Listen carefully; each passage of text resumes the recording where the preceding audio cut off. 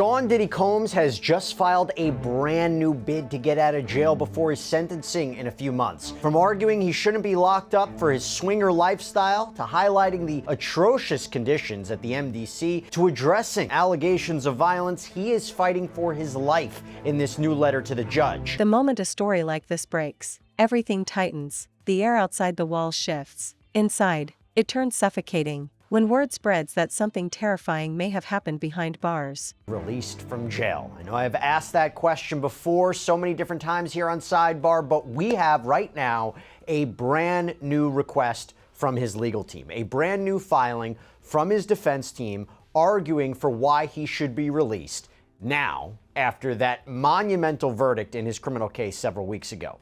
The circumstances have changed, and I will tell you what. We did an interview a few weeks back that kind of previewed why and how Combs could be released. It was a bail bondsman that is apparently working with Diddy's team behind the scenes. I'm going to get to that a little bit later, but what I want to talk about right now is this latest letter from the defense to the judge overseeing this case, Judge Arun Subramanian. Remember, this comes after a jury of Combs' peers found him not guilty of racketeering conspiracy, not guilty of 2 counts of sex trafficking, but they did convict him of 2 counts of transportation to engage in prostitution. He's set to be sentenced on October 3rd. Technically, he could face up to 10 years in prison on each charge. Highly unlikely. Think maybe you might be looking at somewhere to 2 to 5 years potentially, but he could also get time served and be released, although that also seems unlikely. I'll talk about that a little bit later too. But initially, after the verdict, right after the verdict, his defense team petitioned the court that he should be released. He was just acquitted of some very serious charges.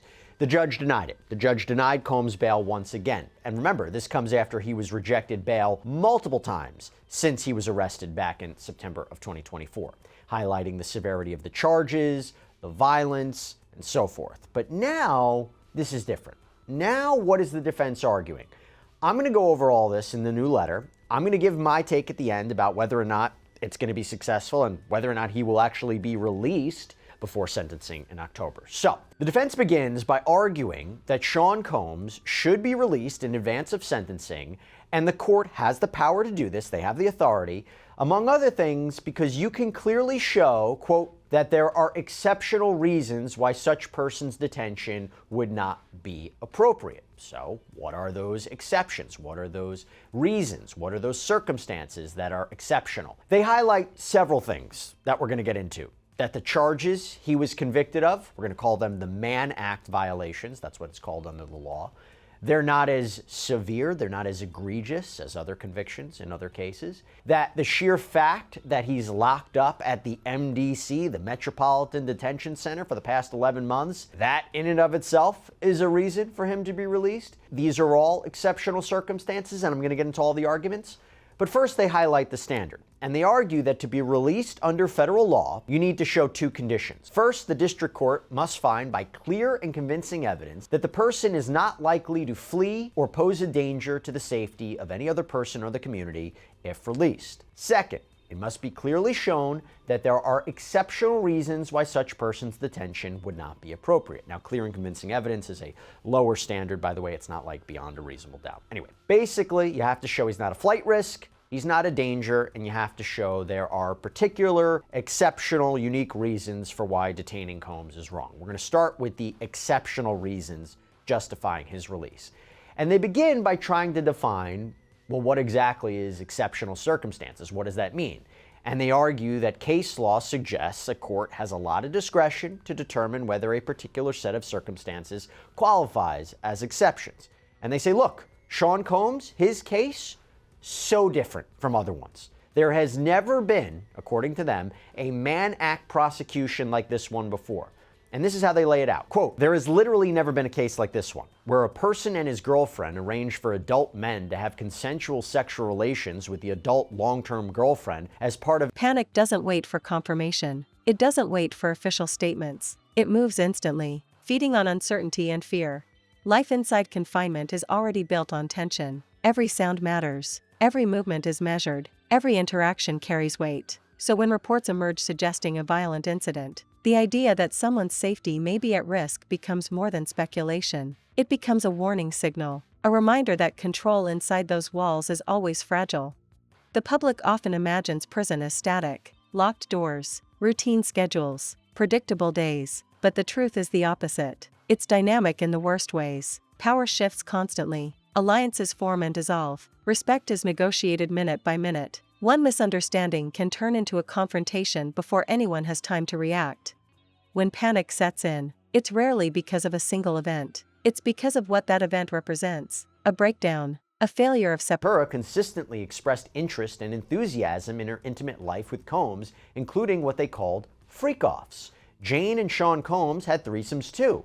When Jane and Combs watched pornography together, Jane testified that she contacted two different porn stars and invited them to join her and Mr. Combs. Both Miss Ventura and Jane testified that very often they would see the same men over and over again for years. In July of 2024, Jane testified, for instance, that she suggested to Mr. Combs that they call Paul. Jane explained that she told Combs she, quote, missed Paul. When asked why she said that, she responded, because I did.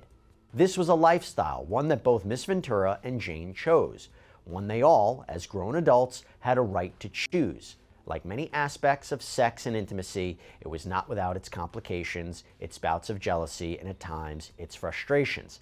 But that is a hallmark of any serious romantic relationship, and that is what these were, serious, long-term romantic relationships. By the way, not surprising they're really focusing on this because, again, he was acquitted of sex trafficking. They highlight how the jury didn't find sex trafficking of Jane or Cassie, that it didn't occur. There was no force, fraud, or coercion that was used to induce these women to engage in commercial sex acts. For transportation to engage in prostitution, what he was convicted of, the prosecution didn't have to prove that violence was used or that fraud was used or threats were used. It was just, did you transport these women and men for the purposes of sex work, commercial sex acts? And obviously the jury convicted him of that. And they highlight all the jury found was that there was prostitution, payment of porn stars and escorts. And they highlight that he is a swinger, or under the Mann Act, a John. And they argue he doesn't deserve to be locked up for this. Quote, Sean Combs should not be in jail for this conduct. In fact, he may be the only person currently in a United States jail for being any sort of John, and certainly the only person in jail for hiring adult male escorts for him and his girlfriend when he did not even have sex with the escort himself. Over the last 75 years, the White Slave Traffic Act has been limited to defendants who cause interstate travel for financial gain through the business of prostitution. That Sean Combs remains in jail for being convicted of being a customer of consensual adult sex services makes this case truly exceptional. Not only is prosecuting the users of adult prostitution services inconsistent with the Mann Act, it's inconsistent with the prosecution policies of the district attorneys of Manhattan and the city attorney of Los Angeles, California, two of the three locations where this prostitution allegedly took place. In addition, Mr. Combs is incarcerated while everyone else involved in this identical conduct, his girlfriends, the cowboys, the agency leaders, the porn stars, and others, walk free, as they should. If there was ever a fact pattern that was exceptional under the Mann Act, it is this one. And then they move on to another argument, that the Department of Justice, the DOJ, has usually only charged Mann Act violations when there's financial gain. And they even cite a number of cases in the Southern District of New York, where Combs was prosecuted, that apparently involved defendants that set up a prostitution business for profit. Again, trying to distinguish between Combs' conduct and these cases. He never did any of this for profit, they argued. And they even cite the 1953 U.S. Attorney's Manual that says, quote, as a general rule, prosecution should not be instituted in the so-called non-commercial cases. And they claim the Department of Justice manual today, quote, a moment where the system's promise of order slips just enough for chaos to bleed through. That's what makes people uneasy, not just the possibility of harm, but the realization that harm can happen at all. Inside, fear doesn't scream, it whispers. It shows up in the way people avoid eye contact, in the way conversations end abruptly, in the way footsteps slow down near certain doors. If an attack truly occurred, even briefly, its presence would linger long after the physical moment passed. There's no such thing as privacy in that environment. Every reaction is observed, every rumor is amplified. The moment someone is perceived as being in danger, that perception becomes part of the social landscape, and once that happens, nothing feels neutral anymore. People on the outside start asking urgent questions because they understand one thing clearly: survival behind bars isn't guaranteed. It never was. The walls don't protect, they contain. And containment doesn't eliminate risk, it concentrates it. The fear is magnified when someone enters. Makes clear that the prosecution of customers involved in an 18 U.S.C. 2421 offense, like Mr. Combs here, is now limited to prosecuting those who engage in commercial sex with victims of sex trafficking, in addition to those who otherwise perpetrate or facilitate human trafficking offenses. And in the absence of any sex trafficking charge, however, it is clear that the standalone Mann Act counts never would have been prosecuted. That seems true. I think you ask any legal expert, they will say if all the government had against Sean Combs was the transportation to engage in prostitution charges, just the prostitution charges, they probably wouldn't have gone after him. They coupled it with racketeering and they coupled it with sex trafficking. I agree with that. I don't think that they would have gone after him just for that. Anyway, the defense highlights how modern day prosecutions of Johns is really when you're talking about exploiting vulnerable foreigners who don't speak English well, which again is not the case here. And they highlight how the only potentially comparable case in New York is where you had a retired police officer and a former judge who apparently hired women to have sex with a male fraternal group called the Jesters. But Combs' attorneys say, while there was no profit there, there's no profit here, there was sex trafficking of those prostitutes. That's what's different. Again, Combs was acquitted of sex trafficking in this case. And here's the main point, quote, moreover, the cases which involve defendants similarly situated to Mr. Combs have been released on bond pending sentencing. In reviewing the cases across the country where the primary or sole conviction was for a violation of 18 U.S.C. 2421, the defendants who were not charged with running a prostitution business have been released pending sentencing. And then Combs' attorneys make another argument for why Combs' conditions are exceptional. And it's about him being locked up at the MDC. They say that a district court judge in the Southern District in another case basically said how bad the MDC is. As Judge Furman noted, the state of affairs at MDC is unacceptable. In so noting, Judge Furman concluded that the conditions in the MDC qualify as exceptional reasons under the statute justifying, and this was the defendant in this case, Chavez's continuing release. Judge Furman found that the conditions at the MDC are, quote, dreadful in many respects, but three warrant particular emphasis. 1. Continued reports of inordinate periods of lockdown. 2. Claims that the facility provides inadequate and or substantially delayed necessary medical care, a particular risk in this case. And 3. General issues about the conditions at the facility. These conditions have not abated in Mr. Combs' detention at the facility. As the court is aware, during Mr. Combs' incarceration at the MDC, the facility was subject to an interagency suite that was designed to achieve our shared goal of maintaining a safe environment for both our employees and the incarcerated individuals housed at MDC Brooklyn. They're actually quoting what the rationale was.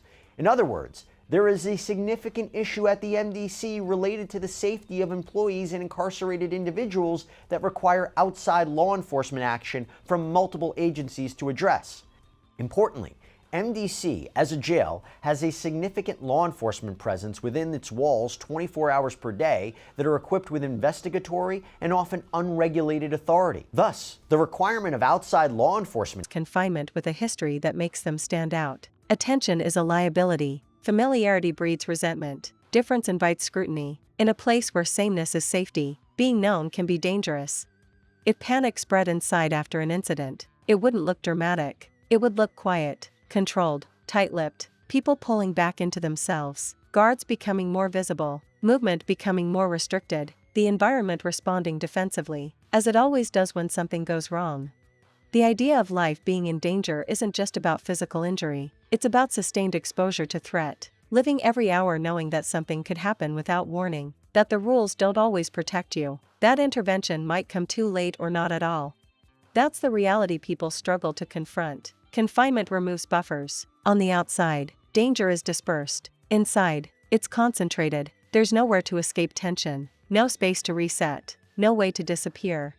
When reports spark panic, it's because they crack the illusion that the situation is under control. They suggest that the jail and the directive of the court while he's in custody. How can he be expected to actually follow the terms of a bail agreement when he's out of custody? Right, right. And I think that chicken is coming home to roost again. I mean, I think that's what happened yesterday afternoon.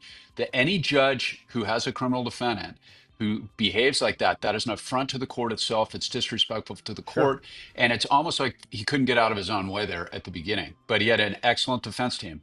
He does. He does. So assuming for a moment, whenever the sentencing hearing happens, right? Let's say it happens in a month from now. Let's say it has October 3rd. The question is, what's his sentence? As we mentioned, the prosecution in a filing from yesterday talked about the guidelines range being 51 to 63 months. Now, this is before a pre-sentencing investigation and report. Now, the defense, right, they want 21 months. He's already served almost 10. Talk to us about what you're thinking here, because there is no minimum. The maximum's 10. If the judge were to combine it together, like you said, 20 years, feels highly unlikely that would happen. As we're taught, what is a pre-sentencing report investigation? How would it affect this? What do you think the judge is going to do? There's so many different factors to consider here, and it's not like a murder case when it's like, okay, we know what's going to happen. It's like life in prison without the possibility of parole. It's a given. There's room here. What do you think the judge is going to do? So in federal court, this is actually very interesting. They rely very heavily on those pre-sentencing investigations. So essentially, what will happen is there'll be a federal probation officer, and they do these for almost every case, where they will do their own investigation, where they'll talk to family members, they'll talk to employers, they'll talk to neighbors, and they will make a recommendation to the court as to suitability for release, suitability for time. And that's something that federal judges traditionally really adhere to. They tend to put a lot of weight on those, far more than they do in state court. The probation department can make a recommendation, but the DA will certainly have more ability, most of the time, to talk a judge in or out of a sentencing recommendation from the probation department. Federal court is different. They really put a lot of weight on those. So that's something that I think is going to be very interesting. And a lot of that will come down to what the individuals involved in that investigation, even though it shouldn't impact their professional recommendation. It's really, I think we're going to see what they thought of the case. Did they think he got away with something horrific here? Did they think that he was getting railroaded from the beginning? I think that may reflect in the recommendation to the court, but of course we don't know what that is yet. I don't know. If I'm his defense lawyer, I'm kind of I don't know if I am pressing the gas on that, trying to make this thing go faster. I mean, it's coming up. It's coming up soon enough anyway. I would want to give them the time and not press them, because you don't want a probation officer or anybody in the federal system to feel like they're being rushed. Right. Because I think it's very easy to just go, Yeah. okay, screw it, the guy should stay in. The prosecution made the Those point guys just yesterday. They said the point, like, we're not ready to give a really sentencing recommendation. We haven't gotten the report. There's people say, well, maybe he'll get time served, right? He's been locked up. There's other people say, no, the judge is going to throw the book at him, even though the judge said yesterday, even though I'm denying him bail and I'm looking at certain conditions, this is not reflective or a preview of what my sentencing recommendation or what my sentence will be. But, are we looking at double digits? Are we looking, you think, at 1 to 5 years, time served? I know it's so impossible to ask, but it is a very specific charges he was convicted of.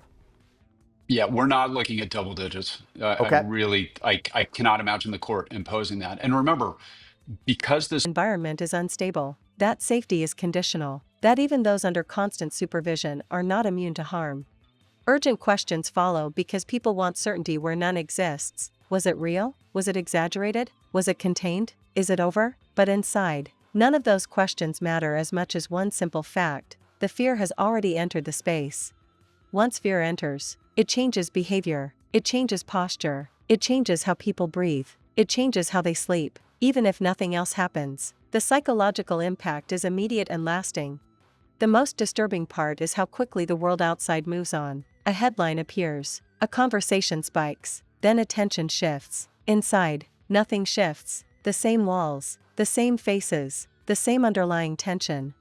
If life truly felt at risk, every second would stretch. Time behaves differently under threat. Minutes feel like hours, nights feel endless, The mind loops worst-case scenarios because there's nothing else to do but think.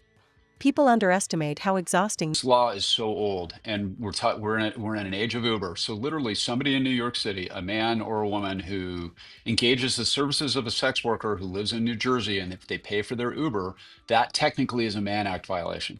Okay, so it's a morality crime, and that it just does not carry the same weight. Will the judge say, hey, listen, multiple instances he was doing it, not one Uber, he was doing it multiple times. You have two alleged victims here, Cassie, Jane, and violence, right? He used violence as one of the reasons to deny him bail. I wonder if he's going to look at, even though he was acquitted of racketeering and sex trafficking, different characteristics and components of his relationships with Jane and Cassie and say, this is aggravated. It's a very interesting question. Can the court aggravate nonviolent offenses that he was convicted of, which are the Mann Act violations? Can he aggravate those when he was acquitted of the more serious charges, essentially acquitted of everything that involved violence, threats, all of that sort of thing? So It's a very, very interesting legal question. Real quick, asset forfeiture. What is that exactly? How would it work with Mann Act convictions? I just don't see the feds having it being on very strong ground to seize a bunch of assets. And here's why, Jesse. Most of the federal cases where you have, especially RICO cases, an actual RICO case is an actual corrupt organization that the purpose is, like I had one in Salt Lake City last year. It was a fraud case where it was one of these calling room scam operations. Every dollar that they made in that, they made out of the bank account of some poor innocent victim who got scooped up in their scheme. So every dollar, everything they bought, every car, every house, everything that they owned was a direct result of money that they gleaned from innocent people. Those are the cases, or narcotics. We see this all the time in narcotics cases where but it's the same principle. All the things that they have are a result of narcotics profits, right? So when you look at one of those cases, you're seizing assets. Here we've got mansions all over the place. We've got planes. This is a very, very wealthy man who made that money legitimately in Bad Boy Records, in the music industry and in the film industry. That's how he made his money, and that is not a product. And that's where we come full circle to this square peg and a round hole regarding a RICO theory on this. The money, he didn't make any money from the freak-offs. He didn't make any money from all of the alleged things he did. He didn't make any money from that horrible video that we saw where he's beating Cassie in that hotel. That's not the source of his income. So I think, again, I don't think that the feds or even the court, I don't think the court would look kindly on that. And there's an old adage in the law that you and I've talked about before. Bad facts make bad law, right? And if they run around and try to seize a bunch of stuff based on this, they're literally taking assets from a citizen that earned them legally. He may be a villain, he may be a bully, he may be a horrible person, but he made that money legally. He was not charged here with tax fraud, which means he paid taxes on it. He had accountants, he put it all together. So I don't see this judge. I think it'd be a very poor move if they try to take a bunch of his stuff. I think that they still have to create a nexus between the Mann Act violations and his property, and I just don't see it. I don't see it. Okay, well, he might need the money. Why? Because he's got a plethora of civil lawsuits that he's facing now. By the way, in fact, Tenny Garagos had something to say about that yesterday. Sean Combs has not sexually assaulted anybody. I've been saying this for months. We've said it with That is, not the physical danger alone, but the constant anticipation of it, the vigilance, the inability to relax, the sense that safety is temporary and fragile. That's why panic spreads so fast when stories like this emerge. Not because people enjoy drama, but because they recognize vulnerability when they see it. They understand that behind bars, vulnerability is amplified. Urgent questions are a way of trying to regain control, to impose logic on a situation defined by uncertainty, to believe that if enough is known, enough can be managed. But confinement doesn't work that way. Inside, truth is layered. There's what happened, there's what people say happened, there's what people believe happened, and those three versions rarely align. Each one carries its own consequences. If someone's life felt threatened, even for a moment, that moment would echo. It would shape how others interact with them, how they're perceived, how they're approached or avoided. Survival inside is Each lawsuit that came out, and today that was proven true, the media got it wrong about Sean Combs every single day for nearly 2 years. I ask that for every time you guys see a civil lawsuit, criminal complaints or criminal indictments, you actually take a look and analyze these and see whether or not these are actually going to stand up in a court of law, because today they did not. So Sean Combs, he is facing dozens of sexual assault lawsuits. In fact, Vulture recently clocked it at 66 women, men, minors, drugging, sexual assault, violence. Matt, first of all, does the criminal case have any effect on the civil suits? And let me just ask you about this. You have at least one of the people who testified in this case who's a plaintiff, right? Dawn Richard, former Danny Kane band member, claims she saw Combs assault Cassie. Combs threatened her allegedly when she tried to intervene. She claims she was sexually harassed. So the idea of the criminal case affecting any of the civil cases, let's start there real quick. Well, what's very interesting about civil versus criminal cases is when somebody's convicted, of course, in a criminal case, because the standard is beyond a reasonable doubt, it's called collateral estoppel. It means that for a civil case based on the same event or the same actions, you automatically win the civil case. Okay, so in other words, we saw this with Mike Tyson and his rape conviction, right? When he was convicted of rape, because it was beyond a reasonable doubt, and because the civil aspect only requires proof to a preponderance, that woman a million years ago when that case happened, all she had to do is prove damages. So it's already been proven. All right. What happened here, because he was acquitted of all these allegations, now each one of these plaintiffs bears the burden of proof. So this was not only a huge win for him criminally, this was a big win for Sean Combs when it comes to all those pending civil suits, because now those same people, in theory, would have to come in and testify. And remember, Dawn Richard is a good example. The cross-examination of Dawn Richard was excellent in my assessment. And I trained young prosecutors for years on how to do cross-examinations. I've taught it in law schools. That cross-examination was biting and it was really good. So now Dawn Richard, in her case, she's been really, ripped apart, I thought, on cross-examination in this case. So now she's kind of wounded. Her civil suit is that's her statements were all admissible in that. She really there are some things she said on the stand that I think were very harmful to her case. She can still proceed with that, but I mean, if I'm her plaintiff's lawyer, I would be trying to find some sort of settlement and number. Who knows? These people, there's a lot to be said for this idea that they were all jumping on the bandwagon trying to get money. I think that argument, most judges are going to allow the defense to make that argument. I think that some of them will settle. Some of them may still go to trial.